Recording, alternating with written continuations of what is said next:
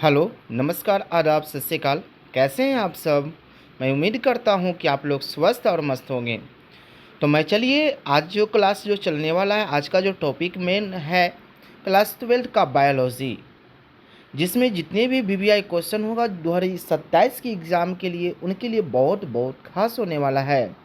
तो चलिए आप देर ना करिए, जल्दी से अगर आप नए हो तो प्लीज़ चैनल को सब्सक्राइब करिए और अपने दोस्तों के साथ लिंक को शेयर ज़रूर कीजिए, ताकि आपका और आपके दोस्तों का भविष्य उज्जवल हो सके और अच्छे रिजल्ट हो सके। तो चलिए हम लोग वीडियो को करते हैं स्टार्ट। आज मैं जो बताने वाला हूँ 30 इम्पॉर्टेंट वीवीआई क्वेश्चन, जिसमें मैं प्रति सेट बाय सेट लाते रहूँगा। हर एक सेट में होगा मात्र आपको 30 क्वेश्चन होगा, जिसलिए आपको ज़्यादा टाइम देना ना पड़े। छोटे से टाइम में आप लोग को जितने भी ऑब्जेक्टिव है वो पूरी तरह से क्लियर हो सके। तो मैं सभी सेट बाय सेट लाने का मैं प्रयास करूंगा। एक पर सेट में आपको 30 क्वेश्चन ऑब्जेक्टिव मिलेगा, जो डायरेक्टली एग्जाम में आपको देखने को मिलेगा। तो इसलिए वीडियो को बिना स्किप किए हुए पूरी तरह से वीडियो को ईमानदारी से देखें, ताकि आपका ऑब्जेक्टिव का यानी क्लियर हो सके। तो चलिए हम लोग वीडियो को करते हैं शुरू करने से पहले बस एक लाइक शेयर कमेंट जरूर कीजिए। चलिए, जैसे कि आप क्वेश्चन फर्स्ट देख रहे होंगे, आपको स्क्रीन पर शो कर रहा होगा, जिसमें जनरल रिप्रोडक्शन का मुख्य उद्देश्य क्या है। जी हाँ, पहला क्वेश्चन ही आपको बोला है रिप्रोडक्शन का यानी जनन का मुख्य उद्देश्य क्या होता है। तो देखिएगा, जनन का मुख्य उद्देश्य जो होता है वो संतान को वृद्धि करना होता है। जनन का मतलब ये होता है कि जब कोई भी जीव अपने जैसे संतान को जो जन्म देते हैं उसी को हम लोग क्या कहते हैं, जनन कहते हैं। जनन के द्वारा होता है वंश का विकास होता है, जाति का विकास होता है, मानव जाति का अस्तित्व एक पीढ़ी से दूसरे पीढ़ी में स्थानांतरण करता है, मानव जाति का अस्तित्व बना रहता है। तो इसलिए इसका जो राइट आंसर होगा, आपका आंसर होगा यानी क्या हो जाएगा, बी, यानी प्रजाति नियंत्रण बनाए रखने के काम करता है। और आप लोग भी सोचिए, देखिए लास्ट में मैं आप लोग को सबको बोल रहा हूँ कि आप लोग भी ऑब्जेक्टिव का आंसर सोचिए, पूरी तरह से मुझ पे डिपेंड नहीं रहिए। आप लोग भी ऑब्जेक्टिव सोचिए और आप लोग भी आंसर कमेंट में दीजिए और बताइए कि आपका कितने आंसर कैरेट हुआ था, कितने आंसर सही कर पाए, वो आप बताइए। बताने से आपके अंदर जितने भी जो होगा मैं भी जान सकूंगा कि मेरे बच्चे कितना अच्छे कर रहे हैं, मेरे कितने बच्चे जो होते हैं राइट आंसर कर रहे हैं। तो आप लोग प्लीज़ आंसर देने का प्रयास कीजिए। चलिए हम लोग क्वेश्चन नंबर सेकंड की बात कर ले। क्वेश्चन नंबर सेकंड में ध्यान दीजिएगा। क्वेश्चन नंबर सेकंड कर रहा है कि अलैंगिक जनन में कितने युग्मक भाग लेते हैं, यानी अलैंगिक जनन अनसेक्सुअल रिप्रोडक्शन में कितने जीव भाग लेते हैं। तो इसमें जो भाग लेते हैं वो 2 जीव भाग लेते हैं। ध्यान से समझिएगा, क्योंकि लैंगिक जनन अगर पूछेगा, अगर लैंगिक जनन पूछेगा, सॉरी क्या बोला है, आंसर थोड़ा मिस्टेक हो गया, ध्यान से समझिएगा। पहले डिफिनेशन समझते हैं। अगर लैंगिक कहेगा तो लैंगिक जनन में जो होता है वो 2 युग्मक भाग लेते हैं, नर और मादा भाग लेते हैं। लेकिन अगर अलैंगिक बोले, क्या बोले, अलैंगिक बोला है, क्या बोला है, अलैंगिक बोला है, तो अलैंगिक में जो होते हैं वो 1 युग्मक भाग लेते हैं। कितने युग्मक भाग लेते हैं, 1। तो यहाँ आपका राइट आंसर जो जाएगा, अलैंगिक बोला है तो कितने युग्मक भाग लेते हैं, तो 1 युग्मक भाग लेते हैं। कितने युग्मक भाग लेते हैं, 1 युग्मक भाग लेते हैं। चलिए क्वेश्चन नंबर हम थर्ड की बात कर ले। चलिए क्वेश्चन नंबर थर्ड में हमारा बोला है, ध्यान से समझिएगा, कह रहा है कि अनावृतबीजी पौधों में परागण कहाँ होता है। अनावृत जीवी में जो होता है, बीजी में परागण की क्रिया कहाँ होता है। तो परागण की क्रिया होता है वर्तिकाग्र में होता है। कहाँ में होता है, वर्तिकाग्र में होता है। मैं आपको थोड़ा सा पिक्चर बनाने का मैं प्रयास करूं कि देखिए, एक आपका मान के चलिए फ्लावर हो गया, एक आपका फ्लावर हो गया यहाँ से इस प्रकार का, ठीक है, इस प्रकार का आपका क्या हो गया, फ्लावर हो गया। और ये ऊपर वाले जो आप भाग देख रहे हो, ये ऊपर वाले भाग जो है, इसी को हम लोग कहते हैं वर्तिकाग्र कहते हैं। तो इसी जगह पर क्या होता है, निषेचन का क्रिया होता है, क्योंकि यहाँ से जो होता है प्राकोष से जो होता है प्राकन निकल कर जाता है और इस जगह पर क्या करता है, निषेचन की क्रिया अच्छे से कर लेते हैं। तो इसलिए इसका जो राइट आंसर होगा आपका क्या हो जाएगा, ए। चलिए क्वेश्चन नंबर हम लोग बात करते हैं 4 की बात कर ले। क्वेश्चन नंबर 4 में हमारा बोल रहा है कि भ्रूणपोष एम्ब्राइक सेक नाभिक की संख्या में कितने होते हैं, यानी ध्यान दीजिएगा भ्रूणपोष कह रहा है, ध्यान दीजिए थोड़ा सा गौर से हम लोग बात करेंगे कि भ्रूणपोष जो होता है, भ्रूणपोष में द्वि निषेचन की क्रिया के द्वारा भ्रूणपोष का निर्माण होता है, जिसमें जो होता है 7 जो होते हैं वो कोशिका होते हैं, 7 जो होते हैं वो कोशिका होते हैं और 8 क्या होते हैं, केंद्रक होते हैं, 8 क्या होते हैं, केंद्रक होते हैं। तो इसमें आपका क्वेश्चन क्या बोला है कि भ्रूणपोष में नाभिकों यानी केंद्रक की संख्या कितने होते हैं, तो वो टोटल जो होते हैं केंद्रक नाभिक बोला है, तो कितने होते हैं, 8 बोला है। केंद्रक ना बोलकर हमारा क्या बोल दिया है, नाभिक बोल दिया है। तो नाभिक का मतलब ही होता है केंद्रक, यानी इसकी संख्या कितना हो जाएगा, 8 हो गया। चलिए क्वेश्चन नंबर हम लोग 5 में बात कर लें। क्वेश्चन नंबर 5 में हमारा बोल रहा है कि मानव शुक्राणु का निर्माण कहाँ होता है, मानव में जो होता है वो शुक्राणु का निर्माण कहाँ होता है। चलिए आप देखिएगा कि मानव में जो शुक्राणु को जो निर्माण होता है वो कहाँ होता है, वृषण में होता है। कहाँ होता है, वृषण में होता है। क्योंकि लेकिन अगर निर्माण के जगह पर अगर कह देता कि कहाँ भंडारण होता है, तो एपिडिमियस में होता है, यानी अधिवृषण में होता है। चलिए लेकिन निर्माण कहाँ होता है, तो वृषण में होता है। क्वेश्चन नंबर हम लोग बात करते हैं, क्वेश्चन नंबर 6 की बात कर लें। क्वेश्चन नंबर 6 में हमारा बोल रहा है, ध्यान दीजिएगा कि मानव में निषेचन किस स्थान पर होता है। तो मानव में जो निषेचन के जो क्रिया होता है वो फैलोपियन नली में होता है। कहाँ होता है, फैलोपियन नली में होता है, क्योंकि फैलोपियन नली जो होता है स्त्री में होते हैं। कहाँ में होते हैं, स्त्री में होते हैं, ठीक है, स्त्री में होते हैं फैलोपियन नली। यानी इस प्रकार से जो नली बना होता है, इस प्रकार का से जो नली बना होता है, इस प्रकार का नली बना होता है, इसी को हम लोग फैलोपियन नली कहते हैं। तो चलिए राइट आंसर हो गया फैलोपियन नली। चलिए अगला क्वेश्चन की ओर बात करें। क्वेश्चन नंबर हमारा जो है बहुत इंपॉर्टेंट, जितने भी मैं क्वेश्चन बता रहा हूँ सभी एग्जाम के दृष्टि से बहुत लाजवाब होने वाला है। तो इसलिए प्लीज़ आप लोग भी ज़रा आंसर को कमेंट जरूर कीजिए और बताइए कि आपको कितना आंसर आपको पहले से पता था और कितने आंसर आप करेक्ट करके आने वाले थे। तो इसलिए आप लोग सभी लोग जितने भी मेरा वीडियो देख रहे हैं, तो सभी लोग कमेंट में ज़रूर बताइए कि आपका आंसर कितना सही है, ठीक है, ताकि मैं यहाँ से भी हमको भी पता चले कि मेरे भी जितने भी बच्चे जो हैं वो हमसे क्लास कर रहे हैं उनका आंसर सही हो रहा है या नहीं हो रहा है, ठीक है। अगर आपको तो इसी प्रकार से वीडियो को आप पूरी तरह से बिना स्किप किए हुए बना रहिएगा, है ना। चलिए उसके बाद क्वेश्चन आपको जरा ध्यान से समझिएगा। क्वेश्चन बोल रहा है 7 में कि IVF का पूरा नाम क्या है।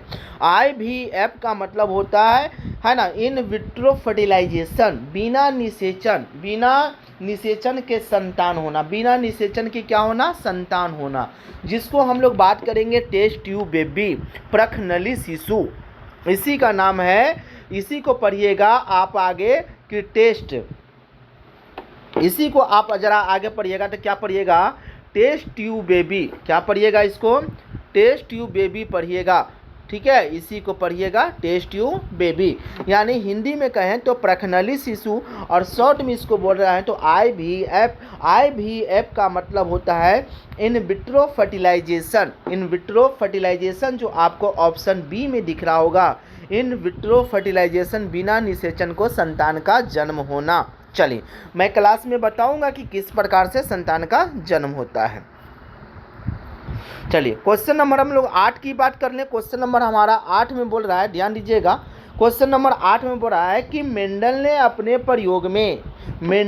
ने अपने प्रयोग में मटर के, है ना, किस पौधे का चुनाव किए थे? तो आप लोग इसका आंसर बताओ कि इसमें किसका है ना चयन किए थे? मटर के पौधे का चयन किए थे।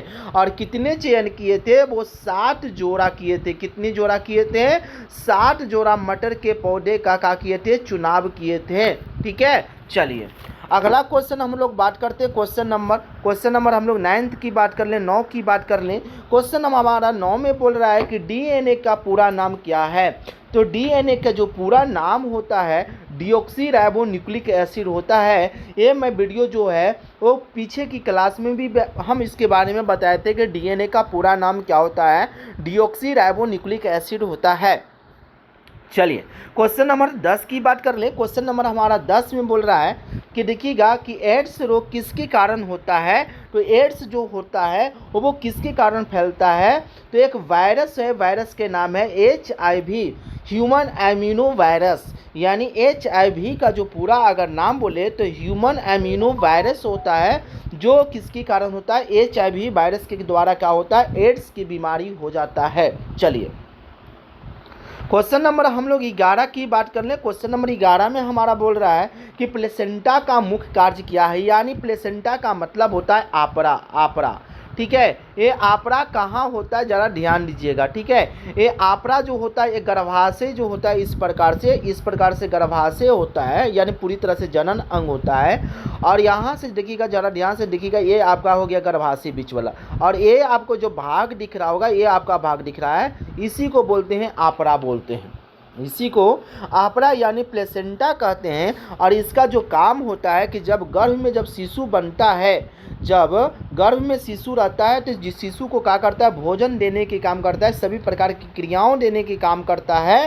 तो ये जो काम करता है ध्यान दीजिएगा, तो पाचन करना, माँ और भ्रूण के बीच के पदार्थों को आदान प्रदान करना, राइट आंसर हो गया यानी आपका बी। यानी माँ और भ्रूण के बीच जो होते हैं पदार्थों के क्या करता है? आदान प्रदान की क्रिया करता है। चलिए क्वेश्चन नंबर हम लोग 12 की बात कर लें। क्वेश्चन नंबर 12 में बोल रहा है, क्वेश्चन नंबर 12 का है कि मानव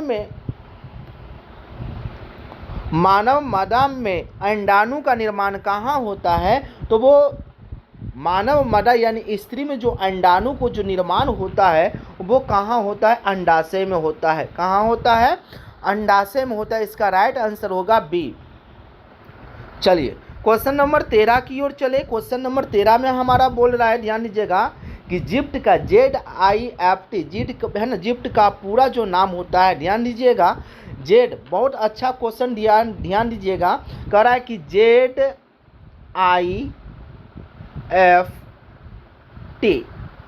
जिप्ट, इसका पूरा नाम, जेड का मतलब होता है, ध्यान दीजिएगा, जाइगोट होता है। क्या होता है? जाइगोट होता है। इसका मतलब होता है जाइगोट। ठीक है, तो ये जेड से मतलब जाइगोट इंट्रा है ना फर्टिलाइज टेस्ट होता है, यानी जाइगोट, ध्यान दीजिएगा, चलिए यानी गिफ्ट है ना, जिप्ट का जो आंसर जो हो जाएगा आंसर यानी आपका ए होगा, यानी जाइगोट फैलो है ना इंट्राफैलोपियन ट्रांसफर, यानी आपका आंसर होगा ए। लेकिन ध्यान देना है कि कहीं आपको ZIFT, फिर से मैं समझा दूं थोड़ा सा, ZIFT तो कहीं कहीं जेड के जगह पर जी करेगा, तो आप इतना ही याद रखिएगा कि जे का मतलब होगा जाइगोट और जी का मतलब हो गया जाइमेट। ठीक है, जाइगोट जाइमेट। अगर पूछेगा कि GIFT का मतलब क्या हुआ, तो जाइमेट है ना, इंट्राफैलोपियन ट्रांसफर। अगर जेड कह देगा तो जाइगोट हो जाएगा। आप दोनों में ध्यान से समझिएगा। ठीक है, चलिए क्वेश्चन नंबर हम लोग आगे की ओर 14 की बात कर लें। क्वेश्चन नंबर हमारा 14 में बोल रहा है, ध्यान दीजिएगा, क्वेश्चन नंबर 14 क्या कह रहा है कि जनसंख्या वृद्धि को नियंत्रण करने के लिए कौन सा उपाय किया जाता है, यानी अपनाया जाता है, तो कौन सा होगा? ध्यान दीजिएगा, तो सबसे जनसंख्या वृद्धि को नियंत्रण करने के लिए सबसे इम्पॉर्टेंट जो होता है वो परिवार नियोजन होता है। क्या होता है? परिवार नियोजन के माध्यम से हम लोग क्या कर सकते हैं? जनसंख्या को नियंत्रण कर सकते हैं। चलिए क्वेश्चन नंबर हम लोग 15 की बात कर लें। 15 नंबर क्वेश्चन है, कह रहा है कि मेंडल का पृथक्करण का नियम किससे संबंधित है, यानी मेंडल का जो पृथक्करण का जो नियम जो है वो किससे संबंधित है, तो उनका जो संबंधित है वो किसका संबंधित है, युग्मकों में एलील को अलग करने का संबंधित है। चलिए आंसर होगा आपका बी। क्वेश्चन नंबर 16 की बात कर ले। क्वेश्चन नंबर 16 में बोल रहा है, ध्यान देना है, क्वेश्चन नंबर 16 कह रहा है कि एक संकरण क्रॉस में जीवों को उदाहरण होता है। तो ध्यान दीजिएगा कि जब किसी जीव का अगर संलयन होगा तो उसमें क्या हो गया, जैसे मान के चलो कि यहाँ से बनाने का मैं प्रयास कर रहा हूँ, एक कैपिटल टी, दोनों कैपिटल टी हो गया, स्मॉल टी हो गया, ठीक है, मेंडल का नियम। इसको जरा हम लोग अलग अलग करेंगे तो कैपिटल टी, इसको भी करेंगे तो स्मॉल टी, ठीक है। अगर मैं सभी को एक एक करके मैं फर्टिलाइजेशन कराने लगूं तो यहाँ पर ध्यान दीजिएगा, मैं फर्टिलाइजेशन करा रहा हूँ। यहाँ से अगर ट्रांसफ़र इससे करेंगे तो देखिएगा एक कैपिटल टी और एक स्मॉल टी होगा, चारों एक जैसा ही होगा, कैपिटल टी हो जाएंगे और क्या हो जाएंगे, स्मॉल टी हो जाएंगे, ठीक है। इससे भी अगर हम लोग ट्रांसफ़र करेंगे तो कैपिटल टी और क्या हो जाएगा, कैपिटल टी और स्मॉल टी हो जाएगा। इसको भी ट्रांसफ़र करेंगे तो कैपिटल टी और स्मॉल टी होगा।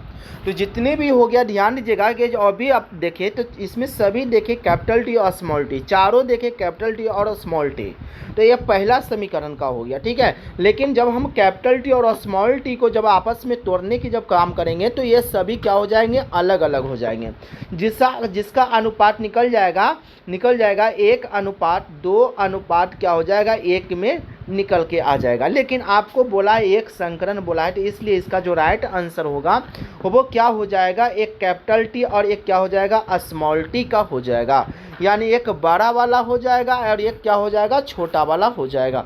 चलिए तो इसका आंसर आपका सी होगा। चलिए आगे देखते हैं।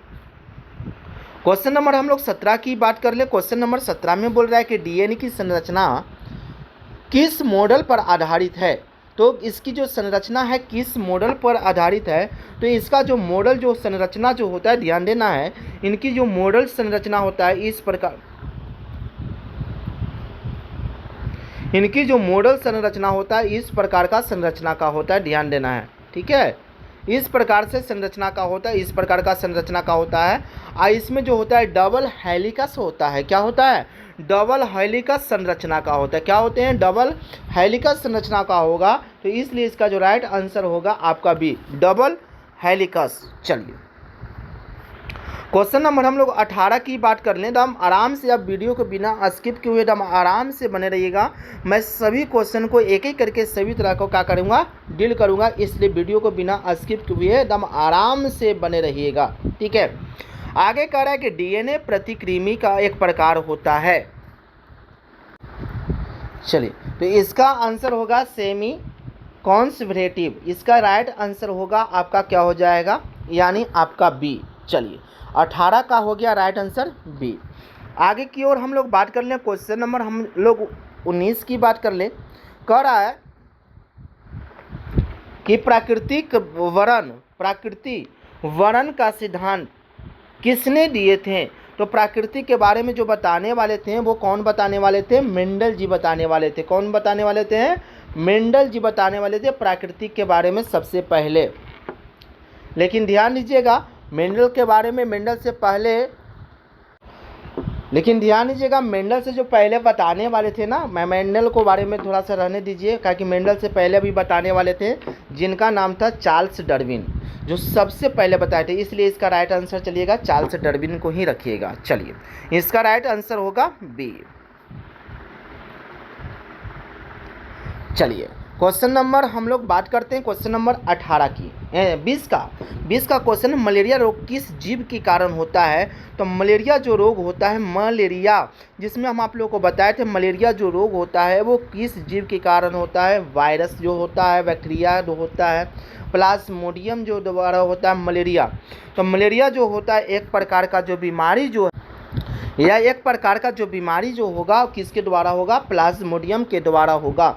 यानी मलेरिया जो रोग होता है वो किसके द्वारा होता है, प्लाज्मोडियम के द्वारा होता है। चलिए क्वेश्चन नंबर हम लोग 21 की बात कर ले। कि 21 में कह रहा है कि विकास, एवोल्यूशन का सिद्धांत किसने दिए थे। तो इसका जो बताने वाले थे सबसे पहले जो बताए थे, चलिए जो सबसे पहले बताए थे इनको बताने वाले कौन थे? चार्ल्स डार्विन जी थे। कौन थे? चार्ल्स डार्विन जी जो बताए थे सबसे पहले किसके बारे में? विकास के बारे में बताए थे। चलिए क्वेश्चन नंबर हम लोग 21 नहीं 22 हम लोग देखते हैं 22 में क्या बोल रहा है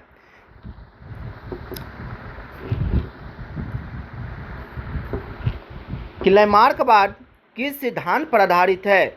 यानी लैमार्कवाद जो है वो किस सिद्धांत पर है? तो प्रकृति हो गया चयन, अर्जित लक्षण वंशागति, तो ये इसका जो सिद्धांत जो हो जाएगा अर्जित वंशागति लक्षण के सिद्धांत पर है। चलिए क्वेश्चन नंबर 23 की बात कर लें। क्वेश्चन नंबर 23 में कि जीवाश्म किसके प्रमाण है? जीवाश्म जो है वो किसके प्रमाण है? तो देखिएगा पाचन का, विकास का, श्वसन का, प्रजनन का।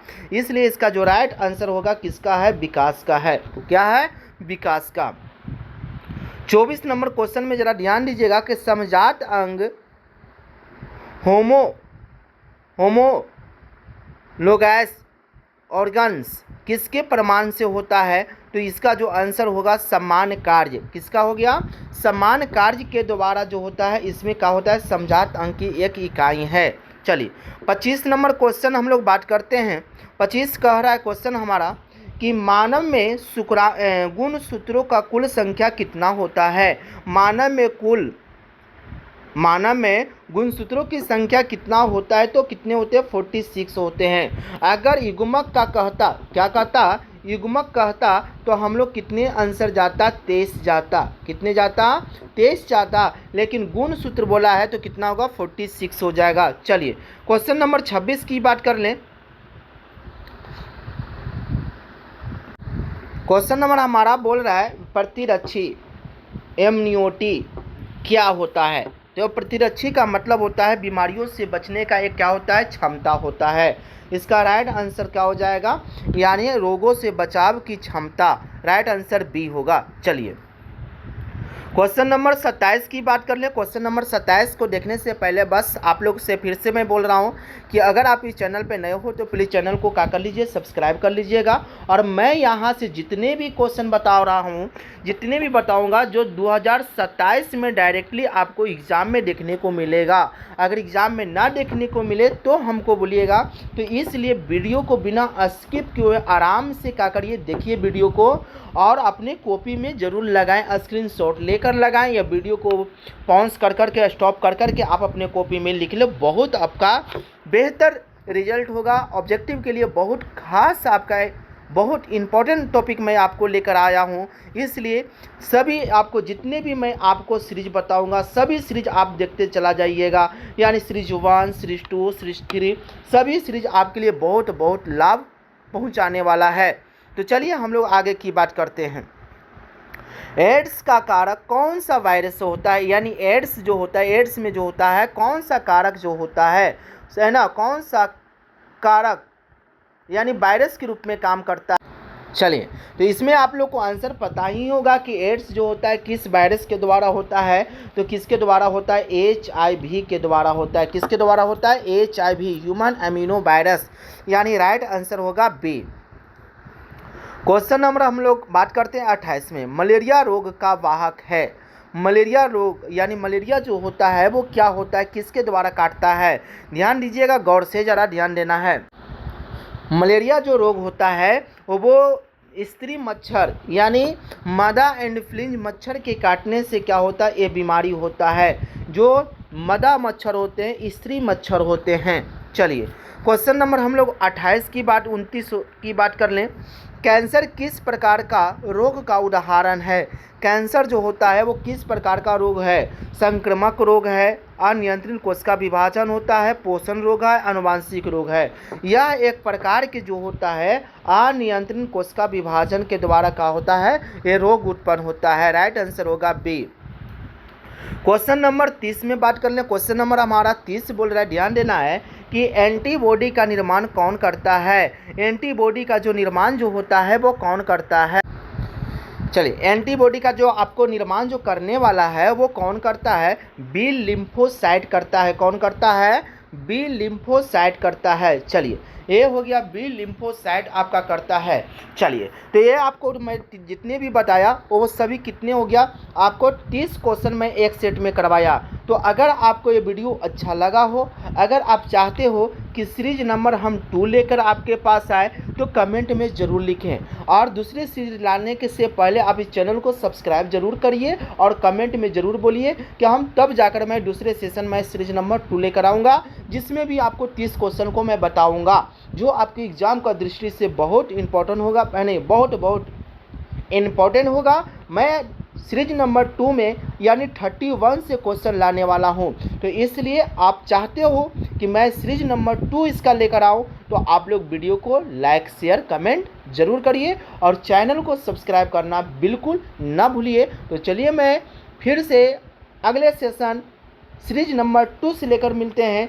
जब तक हमारी तरफ से सभी स्टूडेंट्स, सभी भाई को जय हिंद, जय भारत।